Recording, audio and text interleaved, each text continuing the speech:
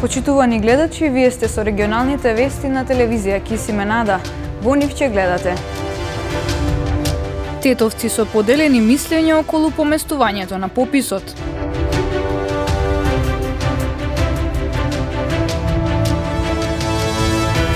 Основното музичко училиште Енвер Стафај во Гостивар доби нов лик.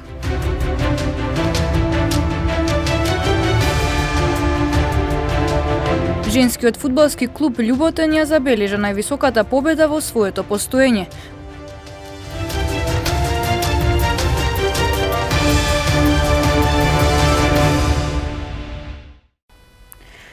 Пописот е одложен за во септември. Ова беше одлуката донесена на вчерашната средба меѓу Заев и Мицкоски.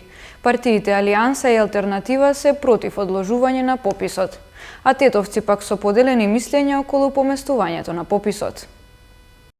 Постигнат е договор за одложување на пописот на вчерашната лидерска средба меѓу Зоран Заев и Христијан Мицкоски. Договорено е пописот наместо во април да се спроведе од 5 до 30 септември годинава, а причина за неговото одложување е зголемувањето на бројот на новоинфицирани со COVID-19 и недостигот од вакцини за имунизација на населението. Технички како тоа во рамките на парламентот ќе биде усогласено во рамките на самиот парламент, да оставиме правниците да дефинираат процедурата, но дека ќе треба да се одложи од април за септември, ќе треба се. Како ќе оди таа процедура, ќе го службите во рамките на парламентот, претеничките групи и правниците ќе ја дефинираат. Процесот пак на онлайн попишување за диаспората продолжува и понатаму, рече председателот на владата Зоран Заев на вчерашната пресконференција. Постигнавме договор заради имунизацијата на населението, можноста да се прими и втора вакцина од страна на попишувачите, да го одложиме пописот на населението дома, почнувајќи од 5 септември до 30 септември, со што се одлагаат изборите, како што е пропишано во прва половина на октомври, да бидат одложени за втора половина на октомври. Алијанса за албанците и Алтернатива не се согласуваат со одложувањето на пописот, а лидерите на двете партии Зијадин Села и Афрем Гаши на денешната пресконференција најавија дека ќе го искористат Бедентеровиот принцип за блокирање на одложувањето. Нашите 12 пратеници ќе гласат против промени на законот на попис. Од друга страна, се повторува истата политичко делување од времето на владење ВМРО и ДУИ. Пописот веќе е почнат процес од 1 март и не може да се прекине среде попис. Ако тоа се случува, некој треба да одговара пред судовите на државата и треба да му биде јасно на секој. Идејата за да се гласи во собрание е за да нема лична одговорност, него одговорноста да биде колективна. На прашањето дали сметаат дека исправна одлуката за одложување на пописот, тетовци со поделени мислења. Додека едни сметаат дека во услови на пандемија не треба да се спроведе пописот, други велат дека е неопходно да се организира оваа статистичка операција. Ја мислам дека овој случај наисправна, затоа што во овој период од коронавирус, значи се плашиме, а од пописот не се плашиме. Не знам во што е разликата. Дали да гласаме или да се плашиме? Не е исправно, како е исправно. Како сакат тие го прават сами. Тоа не е исправно. И така го направите од 2001. Се слажем потпуно. Потпуно се слажем и убаво фино што се состоеле, така да ми е чест и задоволство. Да си ги има слога, да си има разбиране меѓу себе. Па како да речем, пописот треба да се држи. Пописот е потребен за народот, за нас, за сите. Не е само за интересот на партиски интереси, али ние ако мислимо за нас, треба да се држи овој процес. Иначе ми мораме да знаеме колку народ има Македонија, што има нима, што нема, што му треба, што не му треба. Инаку последниот попис во државата беше спроведен во 2002 година, додека започнатиот во 2011 не беше успешен, а овогодинешниот одложен за 5 месеци од сега се очекува да ги даде потребните податоци за населението во државата. Радост и задоволство за децата со посебни потреби и нивните семејства од гостеварскиот регион. Денес Сдруженијето Заедно можеме отвори центар во Гостивар во кој тие ќе можат да поминуваат дел од своето време со различни активности и да се дружат. Децата со посебни потреби од гостиварското подречје добија ново катче, каде ќе другаруваат, ќе развиваат креативност и ќе се вклучуваат во разни активности корисни за нивното здравје и развој. Сдруженијето Заедно можеме денес отвори центар во Гостивар наменет за деца и лица со попречености. По 3 години постоење на Сдруженијето, ова е исполнување на нашиот сон, рече председателот на организацијата Шпенди Салија. Сите финансии за центарот досега се обезбедени преку донации. Денеска стигнавме до тој степен да отвориме еден центар за нашите омилени ангели, децава, што беше сон на овие деца да отвориме ова просторија као центар, неформален центар, зашто формално треба да биде државно, тоа мора да биде неформално центар и до сега не сме имали све овај што сме инвестирале до сега све со донации и сме обезбедили и кирија и еден психолог и мислиме за понатаму да обезбедиме дефектолог и логопед. Децата кои ќе го посетуваат центарот ќе бидат поделени во 2 групи според возраста. Секоја група ќе престојува по 2 пати неделно, додека петокот ќе биде ден резервиран за активности на отворено, како спорт, рекреација, екскурзии и слично. Ќе има понеделник и среда ќе бидат децава од 6 до 12 години, па вторник и четврток ќе бидат од 7 до 19-20 години и петок ќе биде као отворен ден, тоа ќе биде со различни активности, со спорт, актери, со сите други активности што не се предвидува тука што не можеме да ги реализираме во овој центар и да се надеваме дека што стигнаме до овој степен и се надеваме дека ќе проложиме уште посилни. Добрите вести како оваа се повеќе од потребни во време на ковид пандемија. Радоста и задоволството на децата и родителите кои беа дел од отворањето на новиот центар во Гостивар беа очигледни. Шаренилото од балони кои заедно символично ги пуштија во воздух ја надополни веселата атмосфера. Новиот ковид бран во Гостивар ги погоди училиштата, каде што се бележи пораст на заразени меѓу кадарот. Мерки се превземаат согласно протоколите и цели одделенија одат во изолација. Состојбата исто како што растат бројките во целиот град и во училиштата малку сега изменето. Баш денеска добив писмо од училиштето Лирија во село Вруток дека таму се веќе инфектирани тројца професори од македонската група и треба целото училиште да биде во карантин. Исто така и во другите училишта имаме по 2-3 случаеви. Во градинката веќе чекаме да завршува 4 од кои беа заразени. Во основното музичко училиште Енвер Стафај во Гостивар изминатиот период се извршија повеќе зафати и реновирања за подобрување на условите. Училниците, тоалетите и холот добија нов лик. Патрониот празник 30 март основното музичко училиште Енвер Стафај во Гостивар годинава го одбележа со промовирање на инвестициите кои изминатиот период беа направени во објектот. Директорката на училиштето Бетиме Јакупи информираше дека се подновени училниците, тоалетите, како и холот, кој дополнително е разубавен со цртежи и слики со музички мотиви. Променети се вратите, а во скоро време и старите прозорци ќе се заменат со нови. Реновирањата се направени со поддршка на општината и донатори.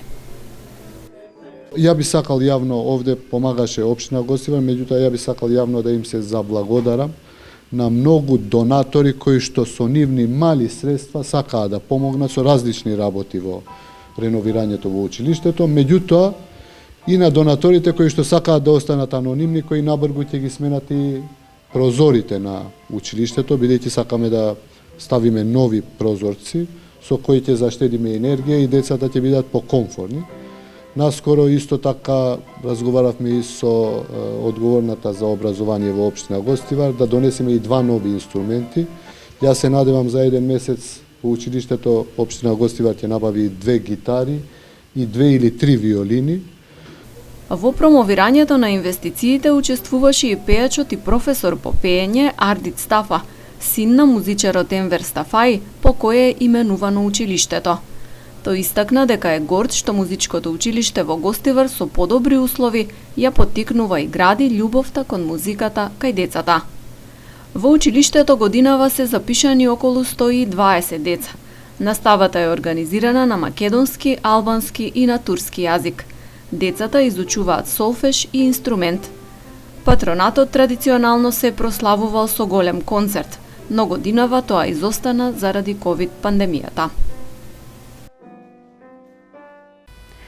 Физички напад на тетовец во угостителски објект. Пожар во патничко моторно возило управувано од 21 годишник, пошто возилото излетало од коловозот. Следуваат деталите од полицискиот билтен.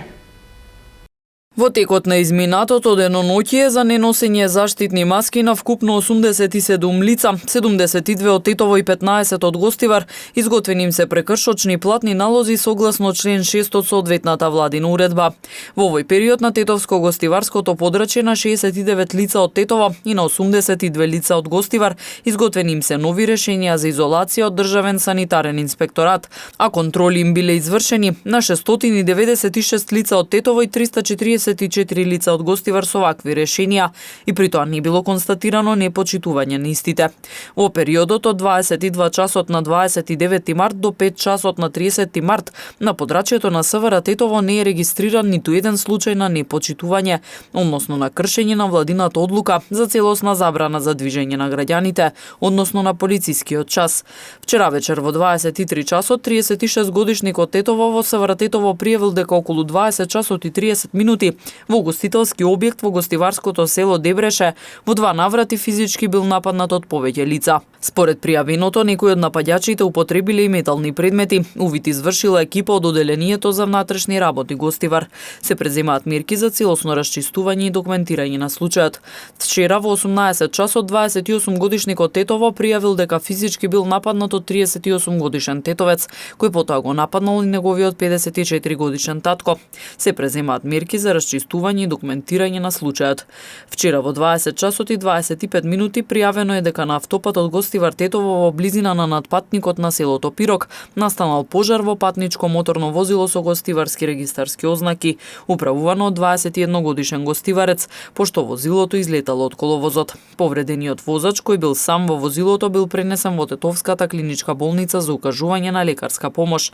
На местото увид извршила екипа од секторот за внатрешни работи Тетово. Се расчистува случајот. Вчера во 15 часот и 50 минути 37 годишник од Тетово пријавил дека околу 13 часот и 30 минути на улица Љубо Божиновски пиш во Тетово неговиот малолетен син бил каснат од куче скитник.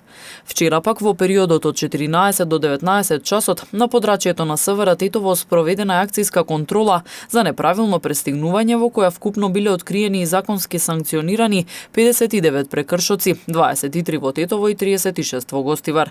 Неголемиот број од прекршоците, 42, се однесувале на пристигнување на места каде било забрането, 16 во Тетово и 26 во Гостивар, а преостанатите на непрегледни места и на пристигнување во колона. На сите прекршители изготвени им се соодветни санкции. При контролата исто така санкционирани се и 16 други видови прекршоци. Женскиот фудбалски клуб Љуботен ја забележа највисоката победа во своето постоење, откако го совлада Кочани со убедливи 13-0. Женскиот фудбалски клуб Љуботен од Тетово денес испише историја, откако ја забележа највисоката победа во своето постоење 13-0 против составот на Кочани. Со оглед на пласманот на табелата, уште пред надпреварот се насетуваше ваков расплет на овој надпревар. Во првото полувреме домашните фудбалерки постигнаа дури 8 погодоци, додека во вториот дел уште 5 пати ја погодија мрежата на противникот. Јулија Живич постигна 5 погодоци, бразилката Таила беше стрелец на 3, додека Екзона Јашари постигна 2 голови. Поеднаш во листата на стрелците се запишаа и Теодора Бартон, Сенада Муратовиќ и Мирјана Јеровска. Девојките покажаа добра игра.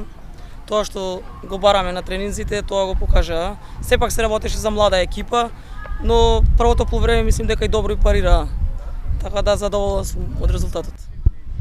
Следниот викенд, односно следното коло, гостувате во Дојран против еден од директните конкуренти за опстанок, екипата на Истатов, можеби еден од клучните надпревари, иако секој надпревар секако дека е важен. Кои се очекувањата од гостувањето во Дојран?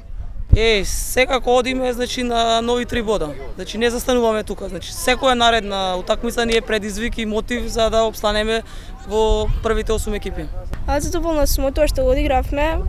Ова беше лесна утакмица за нас. Барем така мислам. Не следат уште потешки утакмици на кои треба да бидеме доволно спремни. Честитки до сите мои соиграчи што дадоа гол и на целата управа што не поддржава оваа победа. Следно коло гостувате во Дојран против екипата на Истатов, директен дуел за опстанок. Кои се очекувањата тој надпревар? Јас очекувам дека ќе направиме некој резултат, дека ќе го добиеме таа утакмица, па ќе видиме, ќе покаже времето. Задоволна сум, презадоволна, постигнав 4 гола, али не беше тоа мојот максимум. Сепак Кочани се послаба екипа каде што може да играме и да се надигруваме. Сепак и нашите, мислам, моите соиграчи покажа респект кон нив, но не ги штедевме. Така да се беше одлично утекне тренинзите, тоа што го тренираме и што го работиме, мислам дека веќе испаѓа на виделина, се надевам дека ќе биде и така. Па сите главно сме презадоволни од играта. Исто така, ова беше лесна многу утакмица за нас, но се надевам сега имаме многу потешки утакмици кои што се надеваме да дадеме се што подобро и да победиме. Следува надпревар во Дојран против директниот конкурент Истатов. Кои се очекувањата од тој надпревар? Па сега ние секогаш мотив ни е пред се срце на терен и да победиме. Се надеваме на победа и одиме секогаш на победа. 20-тото коло од првата женска фудбалска лига на Македонија ќе продолжи утре. Екипата на Шкендија во дербито на колото на домашен терен ќе се сретне со ЖФК Истатов од Нов Дојран.